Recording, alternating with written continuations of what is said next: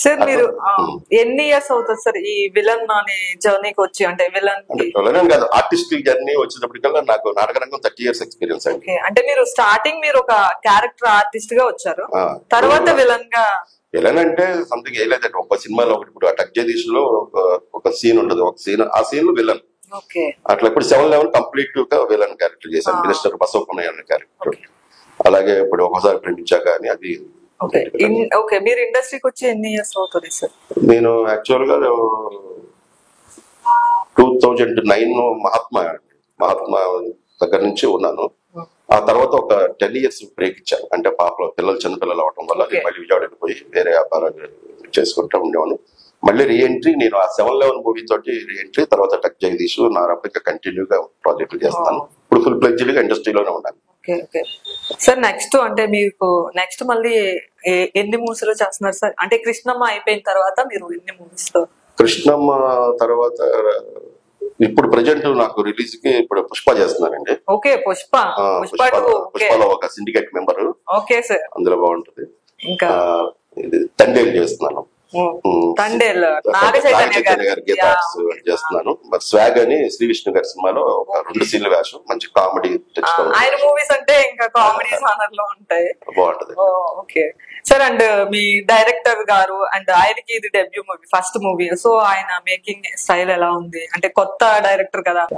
అంటే భయపడటంటేనండి, అతను కథ రాసుకున్నారు, ఆయన మేకింగ్ స్టైల్ అంతా ఆయన బ్రెయిన్ లో ఉంది. ఒక ఆర్టిస్ట్ ని ఆయనలోకి తెచ్చుకోవాలంటే ఆ పడే టెన్షన్ ఉంటది కదండి. అంటే వీళ్ళు అంటే మా కొత్త వాళ్ళు పెట్టుకో, ఆ సినిమాకి అందరూ కొత్త వాళ్ళమే కదా, ఆ కొత్త వాళ్ళతోటి ఎలా చేయించుకోవాలా అన్న దాంట్లో ఆయన కొంచెం చాలా గట్టిగా ఉండేవాళ్ళు. అవును సార్, ఆయనకి కొత్త అండ్ మీకు కూడా ఆయనతో కొత్త కదా, ఫస్ట్ మూవీ కాబట్టి. సో కొంచెం బాగుంటదండి ఆయన వర్కింగ్ స్టైల్. అంటే మాకు మేము డెబ్యూనే కాబట్టి ఆయన స్టైల్ చెప్పి అంత టోలం కాదు, కానీ ఆయన వర్కింగ్ స్టైల్. కానీ కొరటాల శివ గారు లాంటి వాళ్ళు అతనికి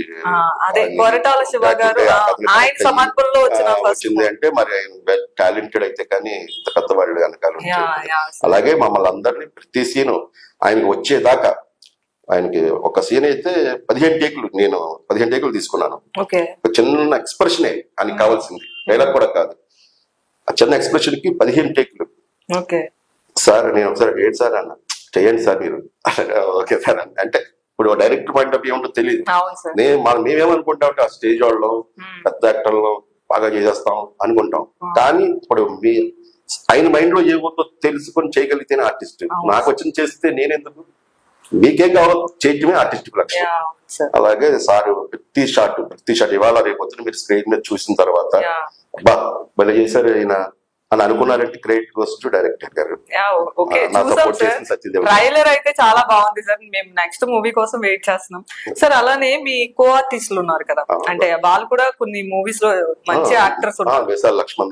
ఆయన మంగళవారం మూవీలో అంటే ఆయన స్టేజ్ ఆర్టిస్ట్ అండ్ ఆయన స్లాంగ్ కూడా బాగుంటుంది, అంటే కామెడీకి బాగా సింక్ అవుతుంది. వాళ్ళు మీతో ఎలా ఉండేవాళ్ళు సార్? అంటే నాతో లక్ష్మణ్ నాకేం కొత్త కాదు, అంటే నాకు ఇప్పుడు సత్యదేవ్ గారు డైరెక్టర్ గారు తప్ప లక్ష్మణ్ నాకు మేమంతా స్టేజ్ వాళ్ళం కాబట్టి, నాకు ఈ సినిమాకి ముందే నాకు 20 years నుంచి నాకు లక్ష్మణ్ బాగా తెలుసు కాబట్టి అంతా నాకు చాలా బాగా ఉండేది జర్నీ. కృష్ణ ఫ్రెండ్ క్యారెక్టర్ చేశాను, కృష్ణ గాని, ఇందులో ఎస్ఐ క్యారెక్టర్ చేశాడు నాగరాజు అని చెప్పేసి, మేమంతా స్టేజ్ నాగరాజు నేను మేమందరం పంకు అని చెప్పేసి, ఇప్పుడు మన జబర్దస్త్ లో కూడా చేస్తున్నాడు పంకు రవి అని ఆ కుర్రాడు. కానీ అగ్నిపులి గారు అని చెప్పేసి ఒక కానిస్టేబుల్ క్యారెక్టర్, అతను మా స్టేజ్ ఆర్టిస్టే.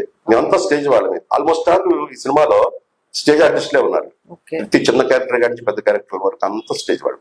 సార్ నార్మల్ గా అంటే స్టోరీ ఇప్పుడు అదే మన ఈ స్టోరీ ఏదైతే ఉందో అది రియల్ క్యారెక్టర్ కి మ్యాచ్ అవుతుంది, రియల్ స్టోరీకి మ్యాచ్ అవుతుంది కదా.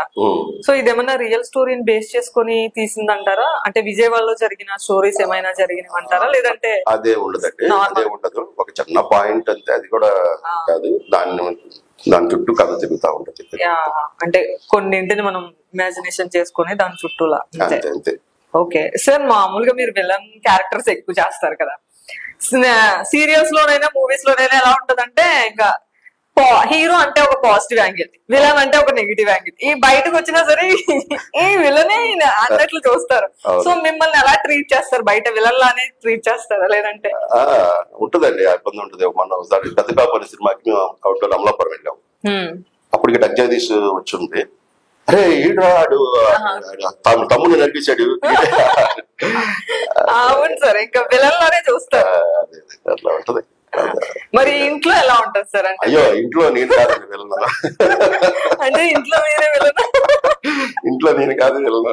మేడం ఎప్పుడైనా మిమ్మల్ని అంటూ ఉంటారా, అంటే సినిమాలో విలనే ఇక్కడ కూడా విలనే అని?